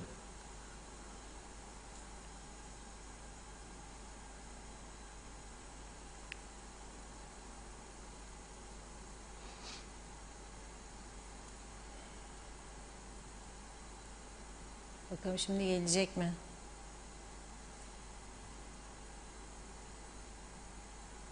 Bir işin demiş iyisi ya 3 günde olur ya 3 ayda olur. Ya da 3 saatte ya da 3 dakikada. Biz 3 dakika bekletiyoruz. 3 dakikalık bir özür borcumuz var izleyicilere. Bu fotoğrafı niye gönderdim? Niye getirmek istiyorum? Basit bir şey ama çok önemli bir şey. Geldi mi Halit? Gelmiş. Haydi bakalım. Verin ekrana bakalım. Şimdi bu araç 2 tane araç var. Benim önümde. Bir tanesi salon araç. Belli ki bu arkadaş ya gezmeden geliyor, gitti, gezdi, dönüyor. Yahut da ne yapıyor? İşçiydi, çalışırdı, döndü. Bu beyaz araba. Onun önünde bir araç var. Bir zoom yapabilir miyiz? İmkanımız var mı? Belli ki bu da yolcu taşıyor. Ya Larnaka'ya gitti, yolcu bıraktı veya Baf'a, ya da yolcu aldı, dönüyor. Öndeki Vito araç. Bunun camında, arka camında kocaman şirketin Türkçe adı yazıyor. Be arkadaş, 2 seçenek var. Bir, güneyde fanatizmin arttığını, ırkçılığın arttığını bilerek istiyorsan gideceksin, ama giderken de kendini koruyacaksın, sana saldırmasın birisi. Sen oraya kocaman Türkçe isim koyarsan, çünkü taksi plakası da var, T'yi kapatmış. O zaman davetiye çıkarıyorsun bu elamcılara. Gelin coplayın benim arabayı. Bu deva ırkçılar saldırdı. Yapma. Yapacaksan gitme. Çıkaracaksın o yazıları üzerinden. Görmeyecek seni. Bazıları başka semboller de koyuyor, görüyorum. Yapma bunu. Yapacaksan kendine çok... Efendim karışamaz bana. Yok, karışır sana. Karışır. Onun kendine göre bir davası var, senin kendine göre bir davan var. Gidiyorsan oraya kendini koruyacaksın. Sonra geldi bana vurdu yok. Geldi vurdu yok. Türkçe plakalı araçlar zaten dikkat çekiyor. Bir de sen üzerine kocaman geziyorsun Rum tarafında. Adam seni görüyor, Girne'de evini bırakmış, 74'te gan alıyor. Kaç sene geçti aradan, dönemedi evine diye. Zengin iken fakirleşti orada. Sen geçersin bana Mercedes arabalarla, üstünde kocaman yazılar, ifadeler. Bunu yapmamak lazım. Ben buradan dostça uyarıyorum. Yanlış bir yöntemdir. Türkçe sembol koymayacaksınız üzerine. Şirket isimleri bilmem ne, aşığım sana doyamadım falan. Türk tarafında gezersiniz bu arabalarla. Ama o tarafta gezmemeniz lazım. Zaten yasaktır orada. Yasaktır. Bu Avrupa diyenlere de söylüyorum. Ne açmazsınız gözünüzü kardeşçiklerim, siz de bu yanlışların düzeltilmesine yardımcı olasınız. Evet. Evet, bu arada telefon bağlantımız da hazır. İçişleri Eski Bakanı Sayın Ayşegül Baybars bizimle. Merhabalar Ayşegül Hanım, hoş geldiniz yayınımıza. Merhaba, hoş bulduk. İyi yayınlar. Mersi. Selamlar Ayşegül Hanım. Nasılsınız Reşat Bey? İyiyim, sağ olun. Mehmetçiğe gittiniz. Osman Zorlu Bey kahvede sizi güzel ağırlamış diyor. Doğru mu bilmiyorum ama. Evet, doğrudur. Osman Bey her zaman bizi büyük bir misafirperverlikle karşılıyor, sağ olsun. Evet. Şimdi tabii halkın durumunu gezip görüyorsunuz falan, Evet. izliyorsunuz ama tabii siz İçişleri Bakanlığı yaptınız önemli bir süre, 3 yıl kadar bir süre. Dolayısıyla hala da nüfus konusu gündeme gelebiliyor ve bu defa Girne Belediye Başkanı artık neredeyse bir isyan veya tepki durumuna geliyor. Gerçek nüfus diyor, tescillenememesinden dolayı kent halkına biz hak ettiği hizmeti veremiyoruz diyor. Nasıl olur bu kentlerimizin nüfuslarını biz bilmiyor muyuz? 2011'de yapılmış son nüfus sayımı diyor. Evet, şimdi tabii ki yani nüfus sayımları genel olarak tüm dünyada 10 yılda bir yapılan, yani böyle sık sık 2 yılda bir nüfus sayımı veya her dönemde nüfus sayımı yapılan araçlar değil. Ama ne yapılır? Bir projeksiyon çıkarılır. Bu projeksiyona göre siz ülkenizde nüfusunuzun yüzde kaç yıllık olarak arttığının projeksiyonunu ortaya koyarsınız ve bu artışa göre de bir dağılım yaparsınız. Tabii belediyeler özelinde nüfusa bakacak olursak burada sadece vatandaş nüfus değil, orada yaşayan yani ama ülkede muhaciret izniyle kalan insanlara verilen hizmet açısından da baktığımızda tabii ki kalabalık. Ama bunun çözümü noktasında şunun yapılması gerekiyor. Bir kere artık nüfus sayımında dünyada evlere kapanarak nüfus sayımı dönemi geçti. Evet. Biliyorsunuz biz kendi dönemimizde mekansal adres kayıt sistemi başlatmıştık. O da ne demekti? Mekansal adres yani bütün kişilerin adres bilgilerinin evleriyle eşleşmesi ve online bir sistemde kayıt altında tutulması nüfus bilgileriyle birlikte. Dolayısıyla da ülkede yaşayan ister vatandaş olsun ister olmasın herkesin yaşadığı yerin ilçe sınırlarının, belde sınırlarının belli olması ve ona göre planlama yapılabilmesi. Tabii bunun hayata geçmesi belediyelerle işbirliğine bağlıydı ki Girne Belediyesi ve Sayın Güngör'de aslında en ciddi çalışan belediyelerimizden bir tanesiydi. Biliyorsunuz ülkemizde yeni açılan yerleşim birimlerinde levhalama, sokak numarası, isim numarası ve benzeri faaliyetler biraz geriden geliyor. Biz takriben 2 yıl boyunca 28 belediyenin bu levhalama, coğrafi koordinat sistemlerine göre sokak adı verilmesi, cadde adı verilmesi, numaralandırma yapılması prosedürünü tamamlamaya çalıştık. Bu biz görevi devrettiğimizde 28 belediyenin 20'si neredeyse bunu tamamlamıştı. 8 belediye hala bunun çalışmalarını yapıyordu. İşte kaynak sıkıntısı olduğundan bahisle tabela vesaire koyma ve benzeri. Tabii pandeminin araya girmesi bir miktar bunu geriletti. Fakat bu mekansal adres kayıt sistemi devreye girerse, ama bunun için sadece İçişleri Bakanlığı'nın değil, Devlet Planlama Örgütü ile İstatistik Kurumu'nun hane halkı çalışmalarını yapması, ülkede bir optimum nüfus oranı belirlemesi ve bunun üzerinden bir planlama gerçekleştirmesi gerekiyor. Şimdi Nidai Bey serzenişlerinde haklı, ama bunun için belediyeler yasasını değiştirmemiş ve katkı oranlarına bir dokunuş yapmamız gerekiyor. Ülkede yaşayan, yani o bölgede yaşayan vatandaş nüfusu değil, o bölgede yaşayan vatandaş olmayanların hizmete erişecek nüfusun, o bölgenin kırsal ve kentsel kırsal bölge mi, kentsel bölge mi olduğunu, ne kadar büyük bir coğrafyaya belediye hizmetlerin gittiğinin ortaya koyulması ve buna göre katkı paylarının tekrardan düzenlenmesi gerekiyordu. Ama bunun için de bütün belediyelerin maalesef bir ortak konsensusla uzlaşması gerekiyor.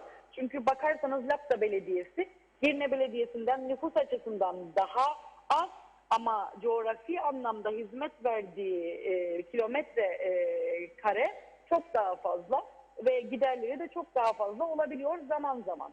Şimdi tüm bunları harmanlayacak bu belediyeler yasasında böyle bir değişikliğin gelmesi bence önemli mecliste. Biz bunun çalışmalarını yaptık. Bu yeni gelen yasanın içerisinde ben bunu göremedim.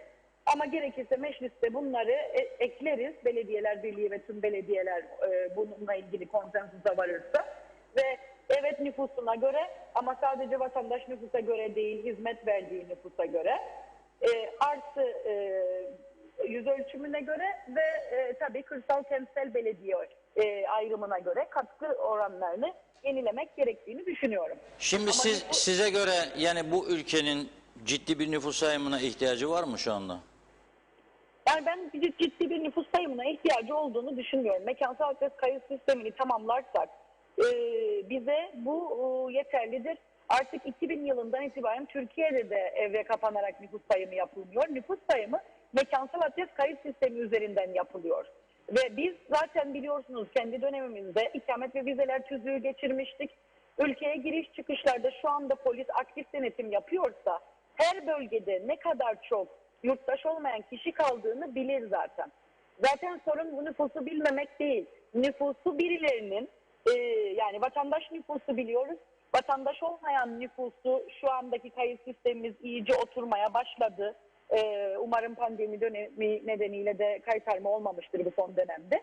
Biz aslında bunları biliyoruz. Burada yapılması gereken ve bence Sayın Güngördü'nün de şikayet ettiği nüfus aşağı yukarı belli zaten. Ama bu nüfusun katkı payına oranını verecek miyiz? Yani bunu resmi hale getirme konusunda İstatistik Kurumu, Başbakanlık, kalkınmayla uğraşan bölüm, Devlet Planlama Örgütü bu dağılımı yapma konusunda kararlı duracak mı? Budur önemli olan. Yani nüfus sayımını yaparsınız da bunu oraya aktarma, hangi kriterlere göre tekrar katkı payını dağıtma konusunu esas bir karara bağlamak gerektiğini düşünüyorum. Evet. Ama yani bu bütçe içerisinde bu dönemde nüfus sayımı yapabilir mi? Yani bu bütçe döneminde 2021 bütçesinde zaten nüfus sayımıyla ilgili bir kalem yok. Bu yıl yapılması pek mümkün görünmüyor. 2022 yılı bütçe kalemine konur mu? Onu bu yılın sonuna doğru göreceğiz. Bu hükümet devam eder etmez veya seçim olur olmaz, onu da şu an net bilemiyoruz. Ama benim buradaki en hızlı yapılmasını önemsediğim nokta İçişleri Bakanlığı'nın Devlet İstatistik Kurumu'yla birlikte bir an evvel mekansal adres kayıt sistemini hayata geçirmesi ve vatandaş olmayan nüfusla birleştirip nüfusu çok daha kayıtlı, planlı ve teknolojik yoldan hesaplamasıdır. Evet, çok teşekkür ediyoruz verdiğiniz bilgiler için. Sağ olun. Ben teşekkür ederim. İyi İyi günler. yayınlar. Sağ olun. Evet, tabii insanları eve kapatıp sayım yapma dönemi, modası çoktan geçti başka ülkelerde. Ama bizim ülkemizde bir türlü nüfus nedir bilinmiyor. Bilinmediği için de insanlar doğal olarak, hatta bizim bu programa da bazen diyorlar ki nüfusumuz kaçtır? Ben diyorum bazen 350-400 bin kişi. Diyor en az 600'leri bazıları. Nereden biliyor? O da bilmiyor, ben de bilmiyorum. Aslında ben de 300, 350, 400 dediğimde ben de bilmiyorum. Ha, benim bir tek iddia edebildiğim durum, vatandaşlara göre seçmen sayısının ilk 300 binin altında olduğudur. 280 bin, 288 bin neyse seçmen. Onu söyleyebilirim. Ama gerçek nüfus nedir bilmiyorum. Seçmenden için mecburdur, seçmen kartını alacak. Eksikse, adı yoksa gidip kaydını yaptıracak. Yaptırınca durum ortaya çıkacak. Ama gerçek nüfus nedir bilmiyorum. Ve bir kentin belediye başkanı diyor ki 2011'den beri belli değildir, nüfus sayım yapılmadı diyor. Biz neye göre bu kenti yöneteceğiz diyor. Neye göre bize katkı payı verir devlet diyor. Şikayet ediyor. Ben de buradan diyorum ki ne olursa olsun gerekçe, birinci mesele bu Girne'nin arıtma sorununa çözüm bulunmalı. Gerekirse kaç tane cami varsa bütün bakanlar, bu ülkeyi yönettiğini iddia eden siyasetçiler gidip otursunlar cami avlusunun önünde para toplasınlar. Eğer yoktur diyeceklerine bana bunu yapsınlar. Çünkü bu şekilde bir mazaretle para yoktur diyerek bir ülkeyi yok oluşa sürükleyemezsiniz siz. En büyük güzelliğimiz doğamız, denizlerimiz, her taraf kirlenmiş vaziyette. Bunu kabul edemeyiz. Kabul edilebilir bir durum değildir ve eskiyi özlüyoruz. Eskiyi özlüyoruz. O yüzden bir eskiye özlem veya geçmişe özlem adlı bir şarkı var. O şarkıyı dinleyelim programı kapatmazdan önce.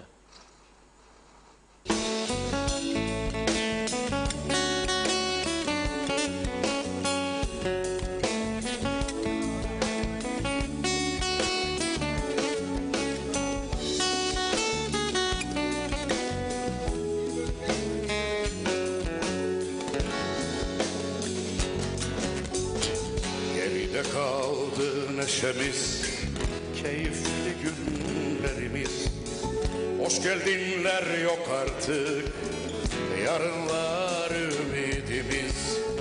Geride kaldı neşemiz, keyifli günlerimiz. Hoş geldinler yok artık, yarınlar ümidimiz. Geçmişten fotoğraflar, özlem dolu anılar. Evler dünyamız oldu, yasak oldu sokaklar.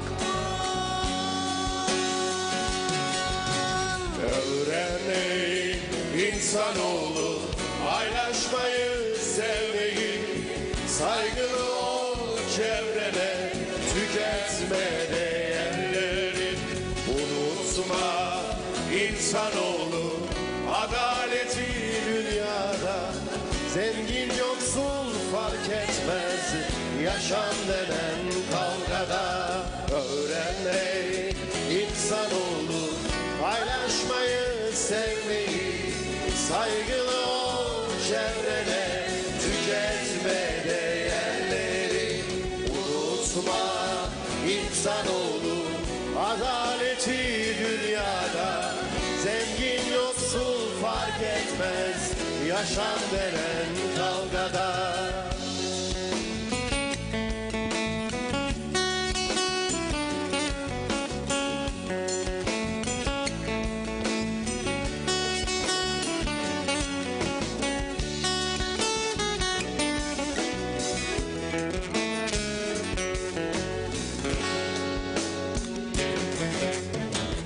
Hayal olmalar, o güzel buluşmalar.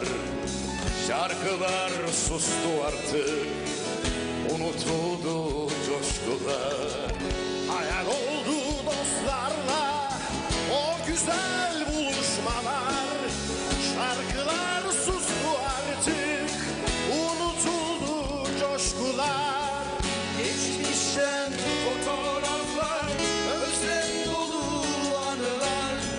Evler dünyamız oldu, yasak oldu sokaklar.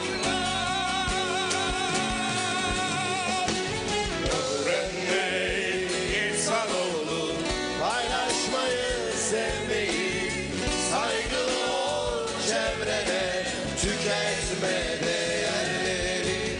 Unutma insanoğlu, adaleti dünyada, zengin yoksul fark etmez, yaşam denen kavgada. Öğren insanoğlu, paylaşmayı, sevmeyi, saygılı ol çevrene, tüketme değerleri. Unutma insanoğlu, adaleti dünyada, zengin yoksul fark etmez, yaşam denen kavgada. Öğren insanoğlu, paylaşmayı, sevmeyi, saygılı ol çevrene, tüketme değerleri. Unutma insanoğlu, adaleti dünyada, zengin yoksul fark etmez, yaşam neler böyle. Öğren insanoğlu, paylaşmayı.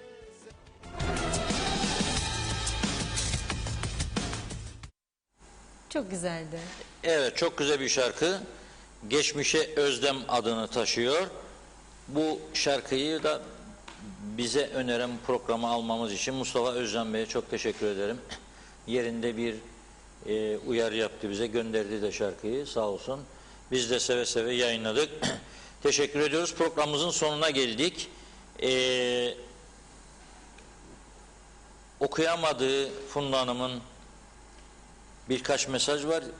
İzleyicilerimiz bize gücenmesin diye okuyacak ama şunu söyleyeyim. Programa girmezden önce o köpek tecavüzcüsüyle ilgili son gelişme hakkında bilgi aldık. Bugün mahkeme vardı, duruşma. 2 gün tutukluydu suçlanan şahıs.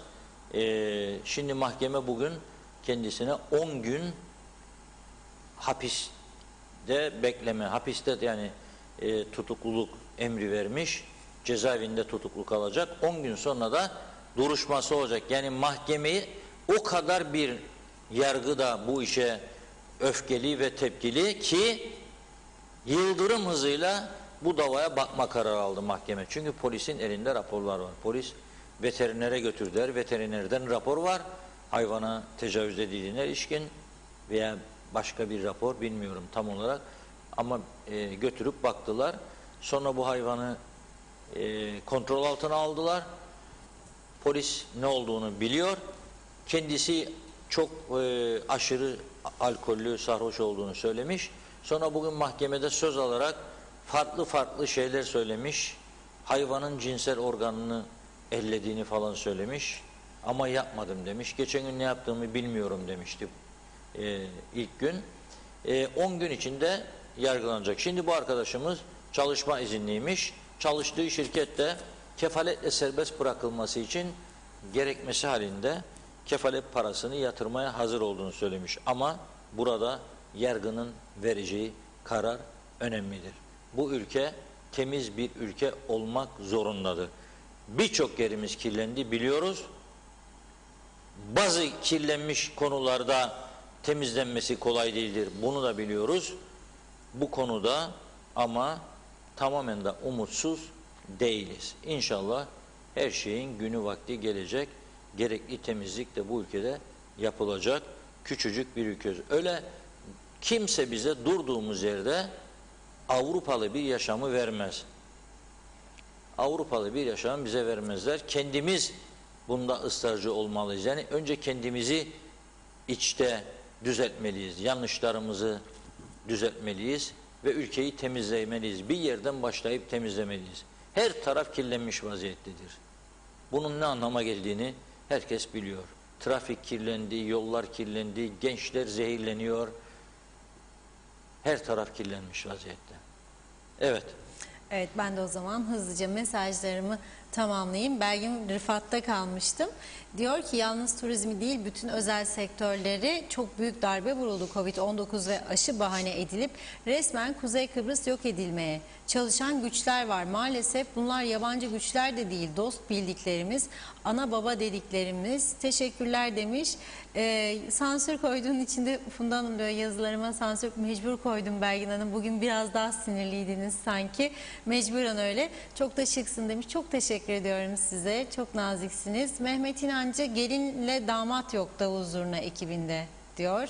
Ve eklemiş Mehmet Bey zeytin yapraklarını unuttu bugün. Reşat Bey hep davula vurdu tokmağı demiş. Belgin Rıfat Eylül'e kadar ancak o zaman da ne deniz ne turist ne de tatil hevesi kalır diyor. Salih Mullalı 20 Temmuz'da büyük açıklama yapacaklarmış. Rumlar huylandırılırsa ve tekrar kapıları kapatma yoluna giderse ne olacak? Ayıkla pirincin taşını diyor. Mehmet İnancı 3G ile internet bağlantısı olan ülke kaldı mı Reşat Bey? Sanırım bir tek KKTC'dir dedi. Osman Demir akşam çocuklarımı götürdüm hava alsınlar diye Girne Barış Parkı'na. Park bildiğiniz zifiri karanlık, bir tane ışık yok, kordon boyu pislik içinde. Bence Nidai Bey Manisa Belediye Başkanı'ndan belediyecilik öğrensin diye eleştiri getirdi.